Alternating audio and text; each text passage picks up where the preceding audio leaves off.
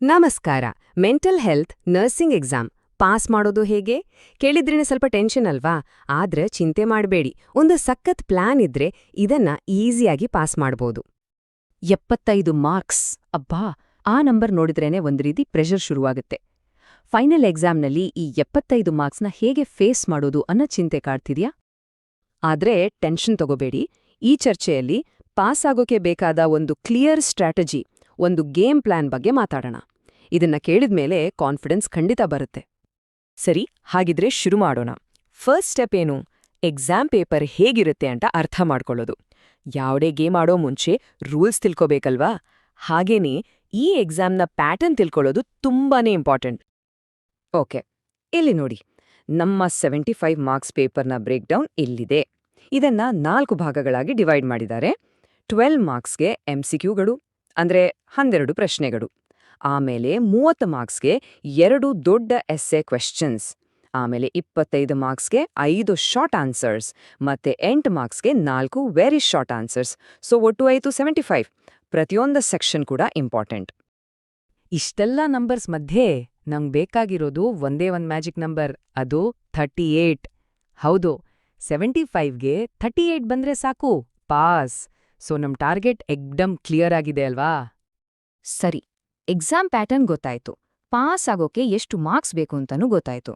ಈಗ ಆ 38 ಮಾರ್ಕ್ಸ್ ತಗೊಳ್ಳೋದು ಹೇಗೆ? ಅದಕ್ಕೊಂದು ಸಿಂಪಲ್ ಆದ ದಾರಿ ಇದೆ, ಅದನ್ನೇ ಈಗ ನೋಡೋಣ.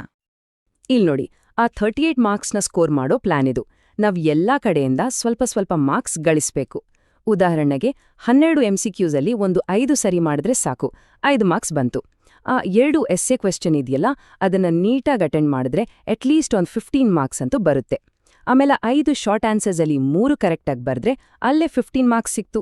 ಕೊನೆಗೆ 4 ವೆರಿ ಶಾರ್ಟ್ ಆನ್ಸರ್ಸಲ್ಲಿ 2 ಉತ್ತರ ಬರೆದ್ರೆ 4 ಮಾರ್ಕ್ಸ್. ಟೋಟಲ್ ಎಷ್ಟಾಯ್ತು? 39.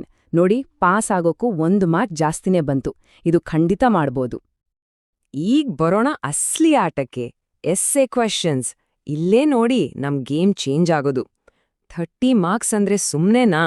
ಸೊ ನಮ್ಮ ಫೋಕಸ್ ಜಾಸ್ತಿ ಇರ್ಬೇಕಾಗಿರೋದೇ ಈ ಸೆಕ್ಷನ್ ಮೇಲೆ.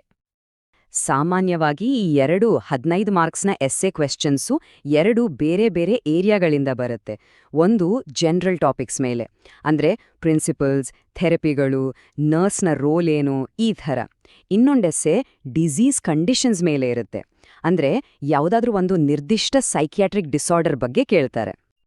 ಸರಿ, ಹಾಗಾದ್ರೆ ಏನೇನ್ ಓದ್ಕೋಬೇಕು? ಇಲ್ಲಿ ಒಂದು ಲಿಸ್ಟ್ ಇದೆ. ಇವು ಹೈ ವ್ಯಾಲ್ಯೂ ಟಾಪಿಕ್ಸ್ ಅಂತಾರಲ್ಲ, ಆ ಥರ. ಇವುಗಳ ಮೇಲೆ ಸ್ವಲ್ಪ ಜಾಸ್ತಿ ಕಾನ್ಸಂಟ್ರೇಟ್ ಮಾಡಿದ್ರೆ ಒಳ್ಳೆ ಸ್ಕೋರ್ ಮಾಡೋದು ಗ್ಯಾರಂಟಿ. ಜನರಲ್ ಟಾಪಿಕ್ಸ್ ಲಿಸ್ಟ್ನಲ್ಲಿ ಕೆಲವು ಟಾಪಿಕ್ಸ್ ತುಂಬಾನೇ ಇಂಪಾರ್ಟೆಂಟ್. ಮಸಲಾನ್ ಥೆರಪ್ಯೂಟಿಕ್ ಕಮ್ಯುನಿಕೇಷನ್ ಟೆಕ್ನಿಕ್ಸ್ ಮತ್ತೆ ಕ್ರೈಸಿಸ್ ಇಂಟರ್ವೆನ್ಷನ್. ಇವು ಆಲ್ಮೋಸ್ಟ್ ಫೇವ್ರೆಟ್ ಕ್ವೆಶ್ಚನ್ಸ್. ಇದ್ರ ಜೊತೆಗೆ ಮೆಂಟಲ್ ಹೆಲ್ತ್ ಪ್ರಿನ್ಸಿಪಲ್ಸ್, ECT, ಕಮ್ಯುನಿಟಿಲಿ ನರ್ಸ್ನ ರೋಲ್, ಮತ್ತೆ HIV/AIDS ಪೇಷಂಟ್ಸ್ ಜೊತೆ ನರ್ಸ್ನ ರೋಲ್. ಇವು ರಿಪೀಟೆಡ್ ಆಗಿ ಬರೋ ಟಾಪಿಕ್ಸ್. ಈಗ ಡಿಸೀಸ್ ಕಂಡೀಷನ್ಸ್ ಕಡೆ ಬರೋಣ. ಇಲ್ಲೂ ಅಷ್ಟೇ ಕೆಲವು ಮೇಜರ್ ಡಿಸಾರ್ಡರ್ಸ್ ಮೇಲೆ ಜಾಸ್ತಿ ಫೋಕಸ್ ಮಾಡಬೇಕು. ಸ್ಕಿಜೋಫ್ರೇನಿಯಾ, ಮೆಂಟಲ್ ರಿಟಾರ್ಡೇಷನ್, ಮ್ಯಾನಿಯಾ ಅಥವಾ ಡಿಪ್ರೆಷನ್ ಅಂದ್ರೆ ಬೈಪೋಲಾರ್ ಡಿಸಾರ್ಡರ್, ಆಮೇಲೆ OCD, ಫೋಬಿಯಾ, ADHD, ಇವೆಲ್ಲ ಮೋಸ್ಟ್ ಇಂಪಾರ್ಟೆಂಟ್ ಲಿಸ್ಟ್ನಲ್ಲಿವೆ. ಇನ್ನೂ ಕೆಲವು ಟಾಪಿಕ್ಸ್ ಇವೆ: ಆಟಿಸಮ್, ಡಿಮೆನ್ಷಿಯಾ ಮತ್ತು ಡಿಲೀರಿಯಂ, ಡಿಸೋಸಿಯೇಟಿವ್ ಡಿಸಾರ್ಡರ್ ಮತ್ತು ಆಲ್ಕೋಹಾಲಿಸಮ್. ಇವಿಷ್ಟು ಡಿಸೀಸ್ ಕಂಡೀಷನ್ಸ್ ಅನ್ನ ಚೆನ್ನಾಗಿ ಓದ್ಕೊಂಡ್ರೆ ಒಂದು ಎಸ್ಸೆ ಕ್ವೆಶ್ಚನ್ಗೆ ಗ್ಯಾರಂಟಿ ಆನ್ಸರ್ ಮಾಡ್ಬೋದು. ಈಗ ಬರೋಣ ಒಂದು ಸೀಕ್ರೆಟ್ ವೆಪನ್ಗೆ. ಇದನ್ನ ನರ್ಸಿಂಗ್ ಡಯಾಗ್ನೋಸಿಸ್ ಹ್ಯಾಕ್ ಅಂತ ಕರಿಬೋದು. ಡಿಸೀಸ್ ಕಂಡೀಷನ್ ಮೇಲೆ ಯಾವುದೇ ಎಸ್ಸೆ ಬರಲಿ, ಈ ಹ್ಯಾಕ್ ಬಳಸಿದ್ರೆ ಟೈಮ್ ಸೇವ್ ಆಗುತ್ತೆ, ಮಾರ್ಕ್ಸ್ ಕೂಡ ಪಕ್ಕಾ ಬರುತ್ತೆ.